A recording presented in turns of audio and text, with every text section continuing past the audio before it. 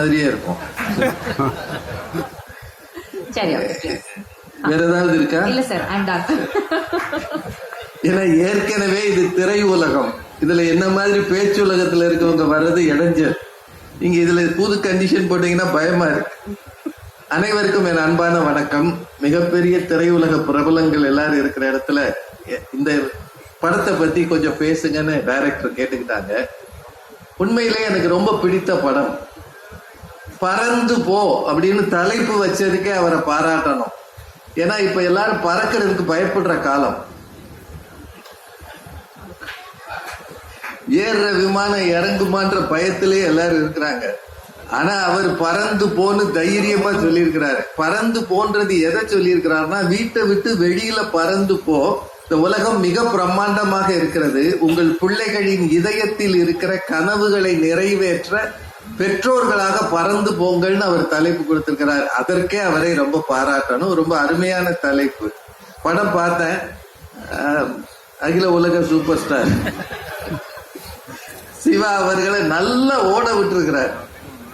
அவரையும் அவரது ஜோடி அவர் மேடமையும் ரொம்ப நல்லா ஓட விட்டுருக்கிறார். ஒரு சின்ன கேரக்டரை கூட அருமையா செதுக்கி இருக்கிறார்.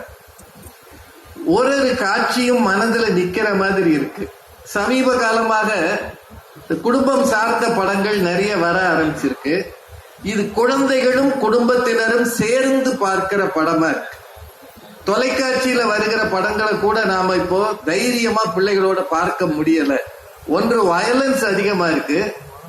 இப்படி ஒரு 2 பீப்பா ரத்தம் வாங்கி ஊத்திடுறாங்க. அல்லது எல்லார் கையிலையும் எந்நேரமும் வெடிக்கிற துப்பாக்கியோ அல்லது அரிவாள் மாதிரி ஆயுதங்களோ இருக்கு. எதுவுமே இல்லாம அன்பை காணவில்லை என்று பாடலை போட்டு கதாநாயகன் மாதிரி அந்த சின்ன பையனை அன்பாவே வச்சிருக்கிறதுக்கே அவரை ரொம்பவும் பாராட்டணும். ரொம்ப அருமையான ஒரு சிந்தனை அது. அதே மாதிரி இதுல இருக்கிற சின்ன சின்ன வசனங்கள் எனக்கு ரொம்ப பிடிச்சது. அந்த பையன் ஒரு உயரமான மலையில ஏறி நிப்பான். அந்நேரம் சூரிய உதயமாகும். ஒரு லைஃப்ல இந்த மாதிரி சூரிய உதயத்தை பார்த்திருக்கியாப்பா அப்படின்னு கேட்பான். அவர் இல்லடா அப்படின்னு அப்பா சொல்லுவாரு. ஏன் உங்க அப்பா உன்னை இந்த மாதிரி இடங்களுக்கு கூட்டிட்டு வரலையான்னு கேட்பான். அதுக்கு அவர் சொல்லுவார், இல்ல நான் எங்க அப்பாவை கூட்டிட்டு வரல அப்படின்னு சொல்லுவாரு. ரொம்ப நல்லா இருக்கும். ஏன்னா அவன் தான் ஓடி இருப்பான் அந்த இடத்துக்கு. இரவுல மழை நேரத்துல போகும்போது தங்குறதுக்கு இடம் இல்லாம ஒரு நாடோடியாக இருக்கிற ஒரு வயதானவர் கூட இவங்க இரவு தங்குவாங்க. கடும் மழையில ஒரு கணப்பு தீ போட்டு. அவர் பேரு எம்பரர். வீடு இல்லாத ஆளுக்கு எம்பரர்னு பேர் வச்சாரு பாருங்க.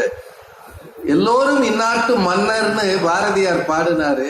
ஆனா எல்லோரும் இந்நாட்டு பேரரசர்னு அவர் பேர் வச்சுட்டாரு, எம்பரர். அது ரொம்ப நல்ல கேரக்டர் அது. அந்த பெரியவர் காலையில பார்த்தா அந்த பெரியவர் காணாம இருக்க மாட்டாரு, இந்த பையனும் இருக்க மாட்டான்.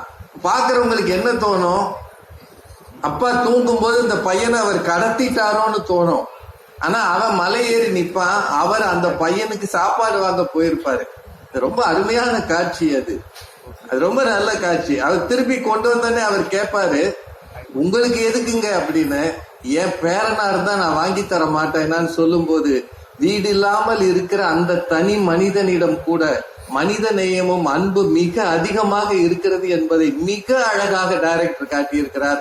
இதுக்காகவே இந்த படம் எல்லாம் நல்லா ஓடணும். இப்ப சார் சொன்னாங்க இந்த படம் ஓடணும், நிறைய பேர் பார்க்கணும்னு. எனக்கு அதுதான் ஆசை. ஐ எம் அ கூல் கைன்னு அந்த சின்ன பையன் சொல்லிட்டே இருப்பான்.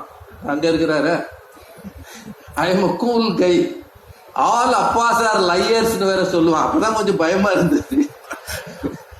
சின்ன பிள்ளைங்க பார்வையில ஒரு 8 வயசு பையன் மனசுல என்ன இருக்கும்? உன் கிரஷுக்கு நீ பூ கொடுக்கலாம், என் கிரஷுக்கு நான் கொடுக்க கூடாதான்னு அவன் கேட்கிற அந்த லாஜிக்கு. அது மட்டும் இல்ல, அப்பாவும் பிள்ளையும் அந்த அம்மாவும் நிறைய சம்பாதிச்சு பிள்ளைய பெரிய பள்ளிக்கூடத்துல படிக்க வச்சு மேல மேல உயர்த்தன்னு நினைப்பாங்க. ஆனா அவன் அடி மனசு இந்த கிராமத்துல இருக்கிற ஒரு சாதாரண ஒரு சின்ன ஹோட்டல்ல இருக்கிற அந்த தம்பதி அவங்க பிள்ளையோட தான் நிற்கும். அதை விட மிக காஸ்ட்லியான அந்த போர்டை ஒரு பம்பரத்துக்கு அவன் கொடுத்துட்டு வந்திருப்பான். நமக்கு தான் வேல்யூ அதிகம். ஆனா சின்ன குழந்தைகளுக்கு பணத்தோட வேல்யூ இல்ல, அன்பும் நட்பும் தான் இருக்கிறதுன்றத ரொம்ப அருமையா காட்டி இருக்கிறார். ஒரு அருமையான படம் இது. எல்லாரும் கட்டாயம் பாருங்க. நீண்ட நேரம் பேசுறதுக்கான இடம் இல்லை அது. எனக்கு அந்த படத்துல ரொம்ப பிடிச்சது என்னன்னா, ஒரு கேரக்டர் கூட வீணாக இல்லை. நீங்க எல்லாரும் பிள்ளைய வீட்டுல வச்சு பூட்டிட்டு போறீங்களே, அப்பாவும் அம்மாவும் ஓடி போயிடுறீங்க, வெளியில பூட்டிட்டு போயிடுறீங்களே, உங்களை ஒரு நாள் உள்ள விட்டு பூட்டினா எப்படி இருக்கும்னு ஒரு சின்ன காட்சி இருக்கு. அது உண்மையிலேயே எல்லா பெற்றோருக்கும் ஒரு இந்த வீடியோ உங்களுக்கு பிடிச்சிருந்தா லைக் பண்ணுங்க, ஷேர் பண்ணுங்க, கமெண்ட் பண்ணுங்க, சப்ஸ்கிரைப் பண்ணுங்க, மறக்காம பெல் ஐகானை கிளிக் பண்ணுங்க.